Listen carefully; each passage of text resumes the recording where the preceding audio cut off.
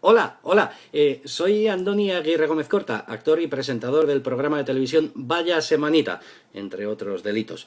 Bien, quiero mandar un saludo y rendir homenaje a un gran director de cine, autor de grandes obras, Mel Brooks. Qué grandes momentos me has hecho pasar, Mel, un saludo. Bueno, también quiero decir que otro gran director, Robert Belsola, ha hecho también un gran film, Passi el qui passi, o Whatever Happens en inglés, o Gertatzen dena gertatzen dela en euskera.